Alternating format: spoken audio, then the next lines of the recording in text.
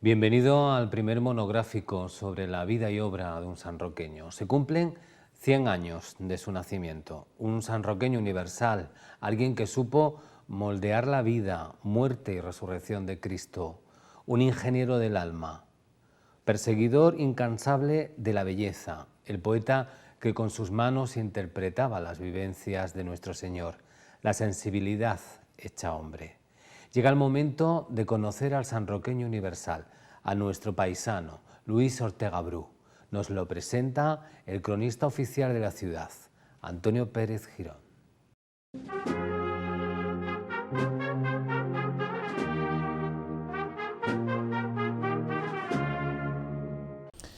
Estamos celebrando ahora el centenario de Luis Ortega Bru y bueno, como tú bien dices, es un genio ya reconocido, o quizás se haya tardado un poco en que eso ocurriese, pero estamos ante una figura de la imaginería de una talla impresionante, ¿no? Y bueno, quien ya apuntaba de que fue el mejor imaginero del siglo XX, pues no estaba muy alejado de la verdad, ¿no? Ahora, digamos que es el momento de hacerle justicia a Ortega Bru, ¿no? Pues Luis nace en el año 1916, es en el seno de una familia humilde, pero de una clase media, una cierta clase media, pues una familia que no tiene problemas económicos. Vivían del tejar familiar, de la fábrica de tejas, de utensilios para el hogar, que el barro se utilizaba mucho, y al mismo tiempo tenían una tienda en la calle de General Laci, donde vendían parte de esa producción. Por lo tanto, era una familia que vivía bien. La madre era partera, económicamente no tenían problemas. Eran 6 hermanos y Luis era el mayor. Había muerto uno también en el año 27, pero bueno, él era el mayor de los 6 supervivientes y bueno, pues era una familia que vivía, podríamos decir, feliz, ¿no? Sin problemas económicos. Los niños disfrutaban del paraje de Pasahonda, como nos recordaba Marina en su memoria. La guerra civil fue la que rompió realmente toda esa vida familiar bien concertada y bueno, pues esa vida en un pueblo, en San Roque, donde la familia era muy conocida. La guerra rompe todo prácticamente ese esquema, principalmente por 2 cuestiones, porque la familia es una familia muy implicada en los movimientos progresistas de la ciudad. De un lado, la madre, Carmen Bru, es una señora que tiene un compromiso muy grande dentro de las clases populares, incluso fue muy vinculada a la masonería, y el padre fue dirigente sindical en San Roque, de la CNT, y después presidente del partido sindicalista de Ángel Pestaña. Y Luis era militante de las Juventudes Libertarias. Por lo tanto, era una cuestión que les iba a marcar, y de otro lado, el que San Roque pues cayese de manera inmediata en manos de los rebeldes. Eso hizo que bueno, pues que San Roque se convirtiera en un lugar muy peligroso para las personas de izquierda que no habían tenido la posibilidad de huir. Y realmente es donde se rompe la vida y empieza la gran tragedia de la familia, con la muerte de la madre, el asesinato de la madre, el asesinato del padre y la prisión de Luis Ortega Bru. Es donde se rompe esa armonía familiar que ya existía en el seno familiar de los Ortega.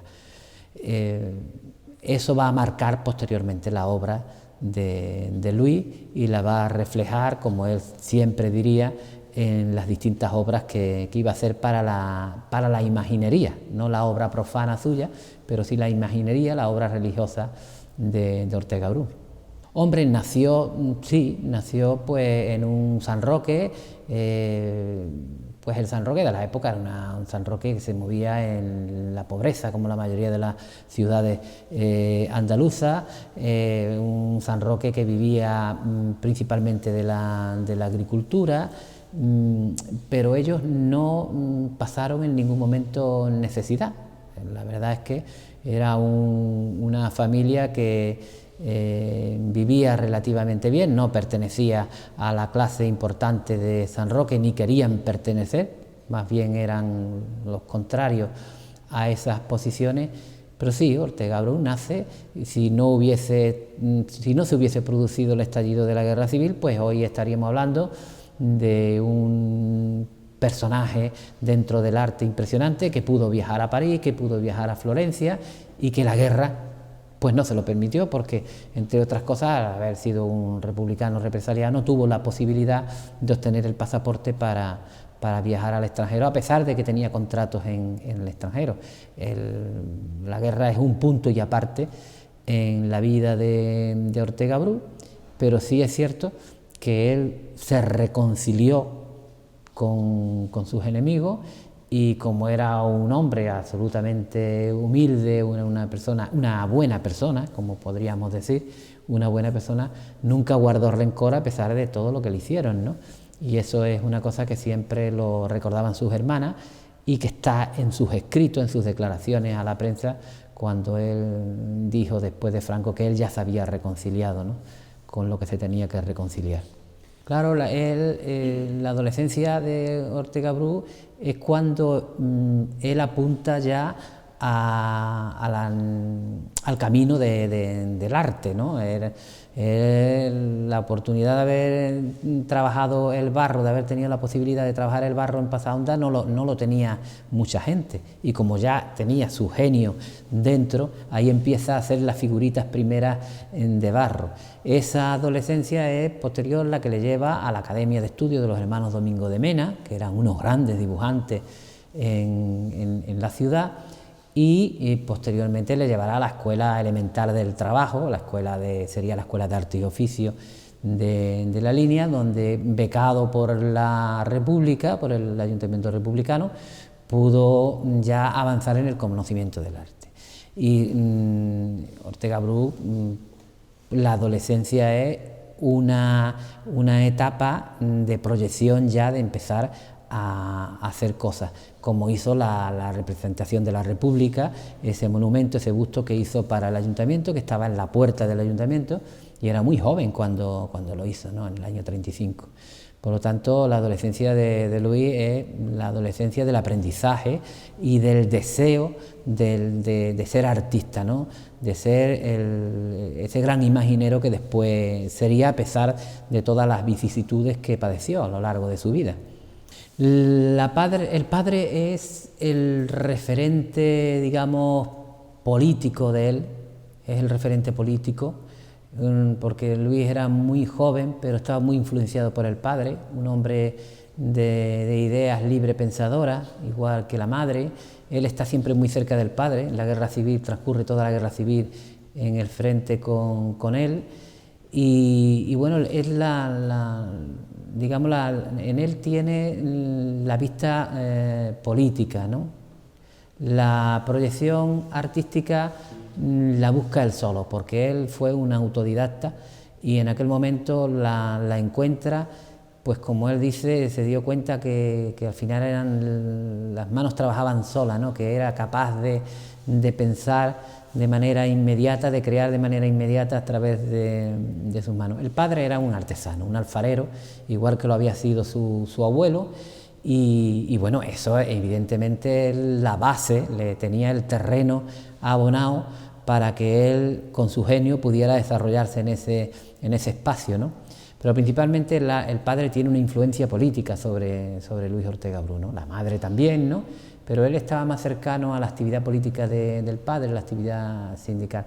La madre Carmen Bru era una persona muy dulce, era una persona muy, muy querida y al mismo tiempo también muy comprometida, como decía al principio, con las clases populares, ¿no? Hay quien la recuerda, pues estando en un meeting en el desaparecido Cine Salón Alameda, que es el cine de Justo, como siempre lo hemos conocido nosotros. Entonces era un teatro, y como dando un meeting, en pleno meeting, pues la llaman para que baje, porque había una señora que se había puesto de parto, ¿no?, y como ella rápidamente se marcha de aquel acto público, ¿no?, era una persona muy querida, que finalmente no muere en San Roque porque en San Roque hubiese dejado un recuerdo muy amargo, ¿no? En la muerte de Carmen, y Carmen pues la sacan de madrugada y es asesinada en el término de Tarifa, de manera... Todas las muertes violentas en absoluto tienen justificación alguna, por supuesto, pero todavía Carmen, que no tenía una implicación más allá que la ayuda a los más desfavorecidos, fue una cosa increíble, ¿no? Y bueno, pues realmente todo eso, como decía, es una tragedia impresionante, ¿no? Es lo que rompe toda no una vida, muchas vidas, ¿no? Porque después una familia que se queda prácticamente en la miseria, la que le interviene en la tienda, la que se ve todos los niños huérfanos, la mayor Marina con 18 años, y Luis en el presidio militar. Es una terrible tragedia, ¿no? la que sufre la familia, ¿no? La obra de Luis Ortega Bru, yo no soy especialista, pero evidentemente la obra de Luis Ortega Bru está marcada mucho por esta tragedia que decía al principio, ¿no? Es un autodidacta, es una persona que rápidamente asumió todas las tendencias del arte, era capaz de trabajar en el sentido picasiano, en el sentido del impresionismo cuando pintaba, era un genio, ¿no? Y era capaz de hacer todo eso, de impregnarse de todo eso y al mismo tiempo de dar su toque, su impronta, ¿no? Y lo que es evidente es que la obra de Ortega está marcada por todo lo que había interiorizado durante el padecimiento de la guerra civil. Y él decía que los Cristos muchas veces reflejaban el sufrimiento de sus compañeros muertos, ¿no? Y yo me contaba un primo suyo, Agustín, ya desaparecido, una anécdota que ilustra mucho lo que estoy diciendo, y es que bueno, pues cuando él retorna de la cárcel, está en el Tejar, en su antiguo Tejar, tratando de rehacer su vida, como en una hornacina tenía una figura, un boceto de un Cristo, y este boceto pues se cayó porque movieron allí algunos materiales y se rompió, y como Luis rompió en un llanto de niño pequeño, y su primo Agustín le trató de consolarle diciendo que bueno, que esa obra la podía repetir en cualquier momento. Y entonces le dijo que no, que se había roto el rostro de un compañero que había muerto de hambre a su lado en el campo de concentración, ¿no? Así era Luis Ortega. Luis Ortega había sabido asumir todo el dolor y reflejarlo como la dulzura de las madres que pierden a sus hijos, ¿no? Y la obra de Ortega Bru está muy marcada. Él decía cuando se refería a la Santa Cena, que es su obra póstuma, cuando él decía que los apóstoles, él no iba a ser santito, que los apóstoles eran personas rudas, personas que sufrían, ¿no? Y esos rostros lo había reflejado en la Santa Cena, de la que precisamente en este museo tenemos parte de los bocetos de ese misterio de la Santa Cena, ¿no? En definitiva, era un artista excepcional, era una persona que, hay que decirlo, no daba a valer su arte. No lo digo yo, lo dicen las personas que le conocieron. Era un hombre muy humilde, hasta el punto de que hay mucha gente que tiene bocetos en sus casas que él les regalaba. En fin, un hombre muy desprendido, muy generoso, y bueno, era una persona muy introvertida. El carácter de Luis era muy introvertida y todo lo soltaba cuando él empezaba a trabajar las figuras, ¿no? Ahí es donde él se expresaba. Su mejor lenguaje era cuando estaba tallando las distintas obras que hizo. Y a pesar de todo, de ese sentir, de todo lo que él ha reflejado en el arte, quizás no fue suficientemente reconocido. No sabemos por qué, aunque en el año 53 se le conceden la encomienda de Alfonso X el Sabio, que no sabemos cómo a un republicano se le pudo dar esa condecoración. Aparte de eso, su reconocimiento a lo largo de la historia ha tenido que pasar unos pocos de años para que la obra de Luis esté situada en el sitio donde está, ¿no? Y considerado como uno de los grandes imagineros de toda la historia, ¿no? y a pesar de que ya él había hecho obras como la puerta de la Secretaría de Estado del Vaticano, con los pasajes de la Virgen María, y que la había ganado un concurso con más de 30 imagineros, artistas que habían presentado proyectos, y lo había ganado, como había ganado el boceto también de otras obras importantes que en dura competición con la Escuela de Imagineros hispalense, la Escuela de Imagineros sevillana, que era muy dura y era muy reconocida, ¿no? Y eso yo creo que es también muy importante, porque cuando Luis llega a Sevilla, Luis llega y él recuerda con una caja de madera conteniendo unas pocas de figuritas con la que hace su primera exposición. Pero Luis tuvo que luchar mucho en Sevilla, porque Sevilla es una ciudad muy dura, donde hay una base imaginera muy importante, donde cuando llega al trabajo un joven que destaca en ciertas especialidades, levanta un cierto resquemor entre lo que hay, y bueno, Sevilla fue dura con Luis, aunque él amaba a Sevilla, y cuando Luis se marcha a Madrid, se marcha porque en Sevilla le hicieron la vida imposible. Y él lo declarará posteriormente. Su humildad le hizo que aguantara y que no hiciera nunca esas declaraciones, pero finalmente, cuando él retorna de Madrid, contento porque vuelve a su Sevilla, él entra por la puerta grande en Sevilla y entonces reconoce públicamente en unas declaraciones que él se había marchado a Madrid porque se le había hecho la vida imposible en Sevilla. Porque la envidia, que es el deporte de este país, el deporte principal, había hecho mella cuando se le concedió la Gran Cruz de la encomienda de Alfonso X el Sabio a una persona joven que había llegado en esas condiciones a Sevilla, que no era de allí y que había roto todos los moldes con una impronta muy, muy singular en su obra, ¿no? Cuando ya Sevilla se rinde a la obra de Luis Ortega Bro, quizá haya sido un poco tardíamente, ¿no? Pero bueno, al fin y al cabo, él quería mucho a Sevilla. Él tenía dos pueblos en el corazón, y era Sevilla y San Roque.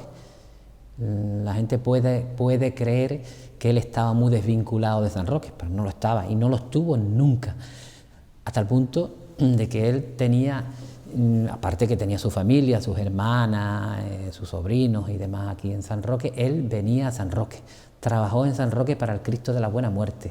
El boceto de la que se puede considerar su obra cumbre, que es el Traslado al Sepulcro, el Cristo de la Caridad, el Cristo de Santa Marta, el boceto lo hizo en San Roque. Y además él tenía una correspondencia con sus amistades de San Roque, y bueno, estaba en contacto con el ayuntamiento, que le encargó diversos trabajos, ¿no?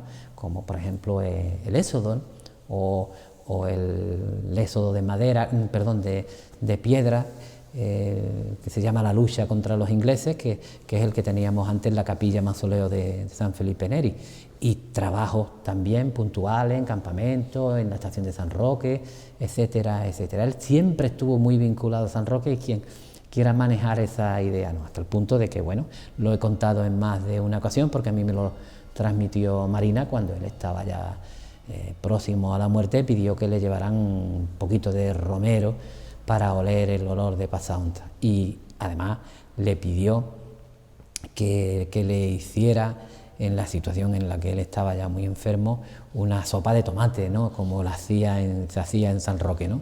Por tanto, él quería mucho San Roque y tenía en el corazón a Sevilla. Sevilla era la meca de la imaginería, ¿no?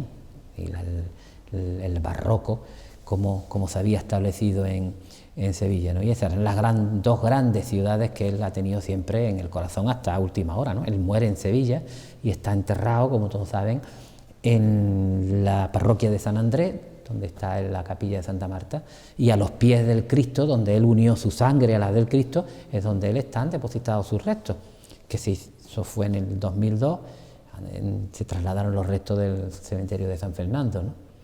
La Piedad es una obra de la que Luis nunca quiso desprenderse, y además fue en momentos de muchísima dificultad económica que pasó la familia. Él tuvo la oportunidad de haberla vendido, y él nunca quiso.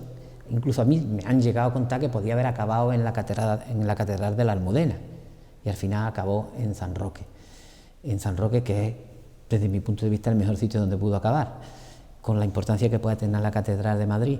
Y él la tituló El Cristo del Hambre, porque hubo en esa etapa que pasó verdaderamente necesidad, ¿no?, de hambre. Y él nunca quiso desprenderse, a pesar de que vinieron compradores de la imagen. Y esa figura es magnífica. Yo creo que es la joya del Museo de San Roque. Ya se expuso en Madrid en el año 63, ganó la medalla de oro de la exposición de otoño que se realizó allí, y bueno, pues está considerada como una de las grandes obras de Ortega Bru, ¿no? No es la única que tiene importancia aquí, tienen importancia todas, ¿no? Porque aquí hay bocetos de las obras más importantes de Ortega Bru, desde el Cristo el Nazareno que hizo para Málaga, desde el Cristo del Baratillo que tenemos también aquí, o la Cabeza de San Gonzalo, que son obras hoy catalogadas como grandes obras de la imaginería contemporánea española, ¿no? Nosotros tenemos los bocetos, tenemos también el Caifás de San Gonzalo, y bueno, y nosotros tenemos una obra impresionante, que es una obra ya profana, que es el Éxodo, que es una obra que conocen prácticamente todos los sanroqueños, y bueno, que tenemos también en esta casa, en el Palacio de los Gobernadores, y esa obra está dedicada al origen de San Roque, que es la alegoría de la fundación de San Roque. Es una obra que él quería hacer, que él por todos los medios hasta hubiese dado dinero por hacerla, ¿no? Porque él quería dedicarla a su pueblo, él quería tener una obra para su pueblo. Y entre esa obra y, por ejemplo, el boceto, que fue una obra ya que no llegó a realizar, el boceto de Simón Susarte, que después acabó Nacho Falgueras haciendo sobre el boceto que él realizó, llegó un momento en que estaba completamente impregnado de esas obras, ¿no? Y el Éxodo de Ortega Bru, que está basado en el romance de las veredas de Domingo de Mena, que fue su maestro de dibujo, y que quiso él reflejar varios versos del romance de las veredas, y que están efectivamente abajo. Yo creo, la parte baja de la obra, yo creo que esa es una obra excepcional, es un alto relieve que todo el que la ve le admira, y esa es una de las grandes obras de Ortega Bru que afortunadamente tenemos en San Roque, que además él hizo para San Roque, pero después se distribuyen obras por muchos puntos de España, ¿no? Y hoy, por trasladarlo al tema imaginero, la Semana Santa, hoy todo el que tiene la Semana Santa, que tiene una obra de Ortega Bru, que tiene la posibilidad de sacar una imagen de Ortega Bru, se siente muy orgulloso de tener una obra de Ortega Bru. Ocurre en La Línea, ocurre en Sevilla, ocurre en Jerez, en Cádiz, en Alicante, en muchísimos sitios, en Manzanares del Real, en Ciudad Real. Se siente muy orgulloso de tener una obra de un artista tan especial, ¿no? Y nosotros pues tenemos la suerte también de tener en San Roque el Cristo de la Buena Muerte, ¿no?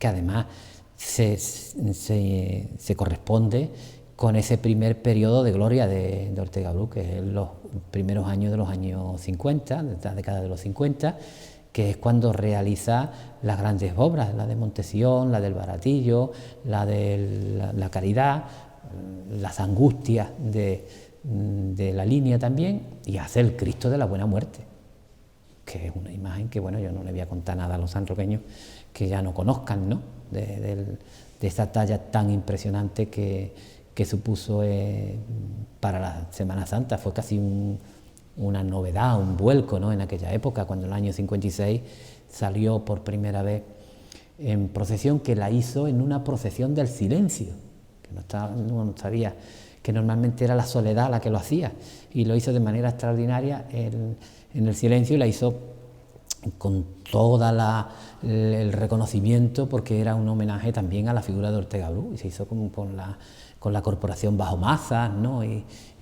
esa procesión, ¿no?, y fue los que tuvieron la oportunidad de vivirla y la cuentan, dice que fue impresionante, ¿no?, ese silencio con esa obra que era nueva, que era la primera vez que salía a la calle. Afortunadamente, Luis nos ha dejado una obra extraordinaria que está repartida en muchos lugares, y bueno, pues con el centenario pretendemos hoy se dice la palabra poner en valor, esas palabras que salen nuevas así no me gustan mucho, pero sí que por lo menos recordar la obra y la figura de Ortega Bru. Tendremos una exposición de su obra, entre todas las exposiciones que tenemos planteada, una será la de su obra, que pretendemos que sea inédita, de obra inédita, porque aquí sí tenemos obra importante, pero bueno, queremos mostrar la que no tenemos aquí, la que vamos a conseguir para esa gran exposición dedicada a su obra, como otras exposiciones que tenemos, como la del San Roque de Luis Ortega Bru, como la de Manu Ortega, la de Ángel Ortega, la del colectivo de artistas dedicado a Ortega Bru, que llevan ya un año trabajando en la obra que van a destacar para esa exposición. Y bueno, de lo que se trata es del reconocimiento permanente que tenemos que tener con Ortega Bru, aprovechar el centenario y hacer hincapié en ello. Tendremos publicaciones también. En abril tendremos la primera publicación, que se llamará como la primera exposición, el San Roque de Luis Ortega Bru. Vamos a reflejar ahí cómo era el San Roque de la época de Luis. Hablaremos de él, de su vida, pero vamos a hablar del San Roque, qué ocurría en San Roque en esa década, hasta que en el año 43 ya hace su primera exposición y en el 44 ya está en Sevilla. Vamos a cortar ahí ese tiempo, pero vamos a abarcar desde primeros de siglo, aunque él nace en el 16, vamos a abarcar una crónica desde el primero de siglo, desde 1900, hasta que él se marcha, qué ocurría en San Roque, qué él pasaba, quién eran los protagonistas de la vida de San Roque, y vamos a recogerlo en esa primera publicación que en homenaje a él el Ayuntamiento ha decidido sacar. Claro, porque Luis Ortega Bru, su inclinación por la imaginería, independientemente de la inclinación económica, porque era lo que principalmente los encargos eran de la imaginería, de las cofradías, de las iglesias. Él decía que cuando ya hacía una obra ya no era del autor, que entonces él se ensimismaba con la obra y le rezaba a la obra. Y él aprendió o tuvo esa inclinación por la imaginería, decía, viendo las procesiones de la mano de su abuela, de las procesiones de San Roque. Porque en San Roque siempre tuvo procesiones, ¿no? O sea, 300 años de procesiones, ¿no? A veces más modestamente, otras veces con mayor esplendor, pero siempre hubo procesiones, era la festividad principal que había en San Roque. Entonces, claro, él ya con esa madera de artista y viendo esas imágenes, la mayoría que procedían de Gibraltar, realmente ahí tuvo él, digamos, la chispa para iniciarse. Y por eso decía que las obras estaban para salir a la calle, para que Jesucristo saliera a la calle y la gente se acercara a él desde la misma calle, ¿no? Bueno, Luis tenía una forma de interpretar el arte muy, muy especial, ¿no? Hasta el punto de que cuando estaba haciendo la Virgen de los Dolores para la estación de San Roque, que eso ocurre en la década de los 60, a mí me comentaba el párroco de allí, Martín Bueno, que ya falleció, que es que estaba absorbido por la imagen, estaba completamente tratándola de interpretar constantemente, ¿no? Era una persona que, en definitiva, también tenía mucho de bohemia, ¿no? También tenía mucho de bohemia y bueno, es el genio. El genio se da muy pocas veces a lo largo de la vida, el genio de la música, de la literatura, en este caso de la escultura, y se da muy pocas veces. Y en él estaba llamado a darse, independientemente de toda esa enorme dificultad que suponía una persona a la que no se le podían conceder becas por su pasado republicano, al que no se le podía conceder el pasaporte porque no se le permitía salir también al extranjero. O sea, estaba llamado a ser un artista, ¿no? Una persona que tenga que ver obras de arte a través de un calendario o de una enciclopedia, porque no puede viajar para ver las grandes fuentes del arte europeo, lo que él tanto quería y admiraba. Es muy duro y a la vez muy triste, ¿no? Y bueno, pues al final es un vencedor, a pesar de que fue uno de los grandes derrotados por partida doble, por su ideología, por su condición de republicano, por su familia, por todo aquello. Después al final acaba venciendo, ¿no? Su arte se impone ante todo y finalmente pues obtiene el triunfo, la gloria, ¿no? Aunque él quizás nunca supo que estaba acercándose a ella, ¿no? Él siempre decía que le preguntaban la obra cumbre, y decía que no tenía obra cumbre, que cuando él se muriera probablemente alguien hablaría de su obra cumbre, ¿no? Y bueno, que ahí nadie se pone muy de acuerdo en dónde está su obra cumbre, ¿no? Porque mientras que pudiera ser el Cristo de la Caridad, ese impresionante traslado al sepulcro, otros dicen que es el descendimiento de Jerez, que es también impresionante, que es una obra que hoy está catalogada como de las grandes obras de la imaginería, ¿no? Él decía que no, él era un hombre tan sencillo que no se daba ese valor que realmente tenía como artista, ¿no? Fue humilde en su vida normal, en su vida civil, por así decirlo, pero fue humilde también en toda su carrera artística, ¿no? Que desgraciadamente pues se rompe muy tempranamente, porque con la edad de Luis, con criterio de hoy, 60 y tantos años, pues todavía una persona y un artista todavía más tiene un recorrido mucho más largo, ¿no? Pero bueno, él dejó muchas obras inéditas que finalmente acabaron sus hijos, sus sobrinos. Gracias a esa impronta que él tuvo, creó una escuela, ¿no? Y la escuela de Ortega Bru hoy está en la obra, por ejemplo, de Ángel Ortega, de su hijo, pero también está de Manu Ortega, de su sobrino, ¿no? Que no hay que olvidarlo, ¿no? Que son dos grandes escultores, ¿no? Con obras ya muy reconocidas. Pero Ortega Bru es que rompe el molde por encima, porque lo rompe, y en eso estamos de acuerdo. No lo podíamos decir, si lo decimos de aquí, parece que estamos haciendo un localismo gratuito, ¿no? Pero claro, cuando quien lo dice son verdaderos estudiosos catedráticos de arte, pues ya es una cosa completamente diferente. Yo tuve la oportunidad de coordinar un seminario sobre Luis Ortega Bru, creo que fue en el año 2001, con el catedrático de la Universidad de Sevilla, Romero Páramo, y bueno, pues coincidían en los debates que se celebraron allí de que estábamos hablando del mejor imaginero del siglo XX. Y ya no es lo mismo que lo diga Antonio Pérez Girón, que pues un ciudadano sanroqueño y un humilde cronista de este pueblo, sino que lo estaban diciendo gente con suficiente conocimiento técnico de lo que estaban hablando. El próximo verano, en el curso de verano, vamos a tener también un seminario dedicado a la vida y la obra de Luis Ortega Bru, dentro de todos los actos que se han programado.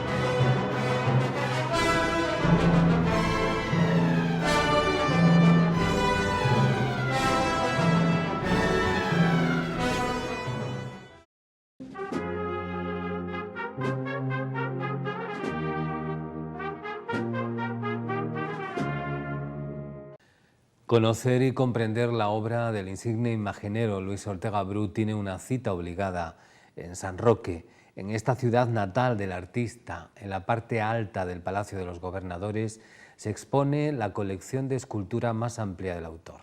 Más de 160 obras inéditas en la que se aprecian cómo el artista asimila y maneja los más diversos planteamientos y estilos plásticos, desde la imaginería barroca hasta las nuevas tendencias abstractas y expresionistas. La mente investigadora, las manos, el espíritu de Luis no solamente fueron tocados por el lenguaje religioso y la trascendencia.